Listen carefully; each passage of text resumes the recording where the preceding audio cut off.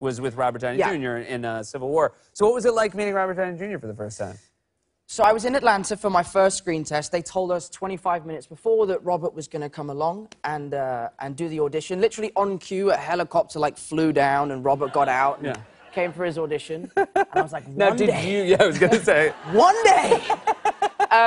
But yeah, so I go into this room to do the audition and I see Robert Downey Jr. I go up to him, I shake his hand, nice to meet you, and I'm starting to panic, right? I'm like, oh my God, it's Robert Downey Jr. And I'm looking at him in the face, sort of going, there's something different about you in person. Do they do something to your face on camera? Like, you don't look the same. And then Robert then walked in. And I realized I've been talking to his stunt double the whole time. So I got my, like, nervous, jittery stuff out of the way with Glenn and then met Robert afterwards. Oh, my God. That guy probably... This is how bad it is for me. I was told it was a wedding. No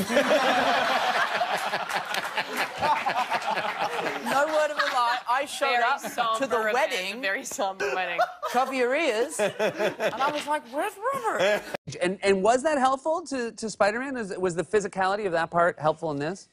Yeah, definitely. I mean, dancing is a really good way of controlling your physicality. And playing a character like Spider-Man, he is probably the most physical character you could ever play. So every day, I was having to land in poses. The amount of times I pulled my groin on this movie is ridiculous. Yeah. Yeah, my gymnastics background was the most helpful thing. But the funny thing is the director got too excited at times. It was like, Tom, can you climb up that wall and then do a double backflip off here onto there? I'm like, no. Yeah. Like, I'm not an Olympian. Like, I have a basic gymnastics background. Joke, I suggested to Marvel that I should go to a high school undercover.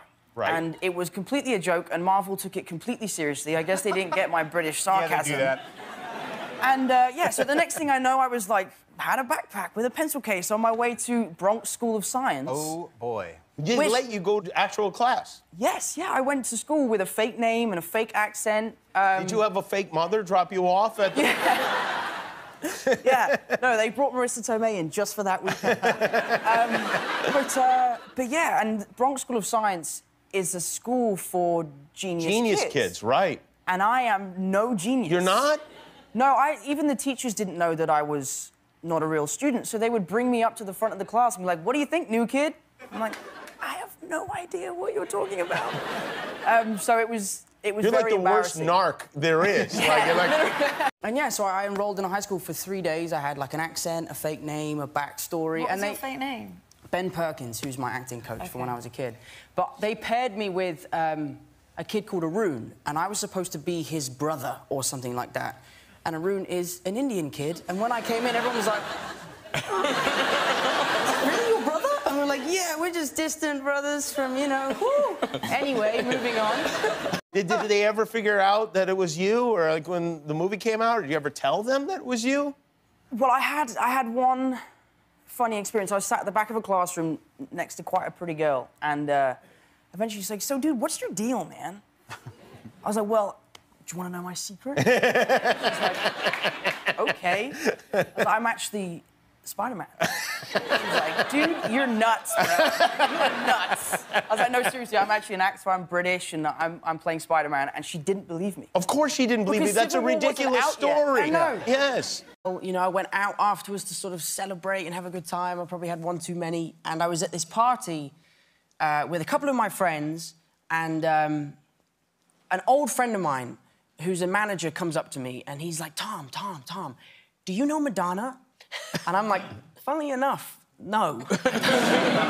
So he goes, come with me. So he drags me across this nightclub and introduces me to Madonna. Now, the whole way on the way over there, I'm going, what do I say? Hello, I had no idea what to say.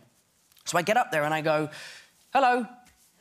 That's all I come up with. I was like, hi, I'm Madonna, how you doing? I'm good, thank you, I'm well. And Jason can see me panicking and goes, Madonna, Tom is an incredible dancer.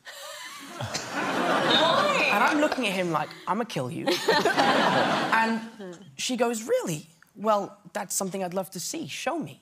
So I'm thinking I have two options, right? I can just faint, you know, just pass out, or I can take Madonna into the dance floor, dance with her, and show her my moves and just have a great time. Sure. you know, me being an idiot, I went for option 2. Yes. So I take her hand, I sort of drag her into the dance floor, and as soon as I took her, I realised that this was a mistake. It was a big mistake. Now, I used to be Billy Elliot, and I used to do a lot of dancing, but that was all choreographed, you know? I didn't wing it. I didn't just go on stage and do a different show every night.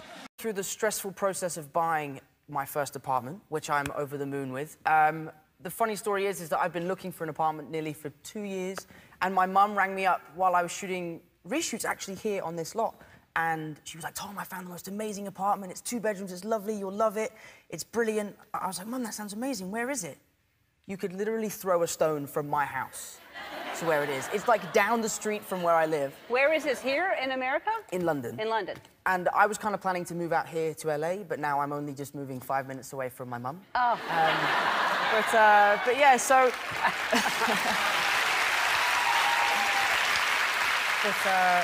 But yeah, so it sounded great. I was like, Mum, you should do it. Just put the offer in. It sounds great. And she was like, oh, I've already done it. Oh. I was like, great. Thanks, Mum. But I love it. I'm so happy she did. So I start dancing with her, and there's not much arms involved. I'm just sort of doing a little 2-step to try and, like, warm myself up. And she's so unimpressed. She's so unimpressed that I just bailed and left. Ooh. I just can't do this. You should have fainted in the I leave Madonna in the dance floor.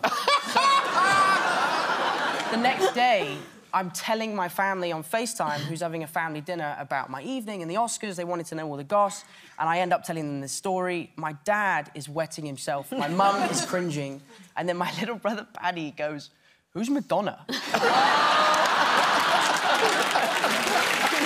You got this role. That's a huge thing to get this role.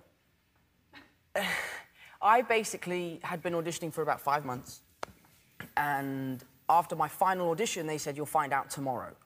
Fast forward 6 weeks, I was still waiting, and one day Marvel just posted on their Instagram, go to our website to find out who the new Spider-Man is.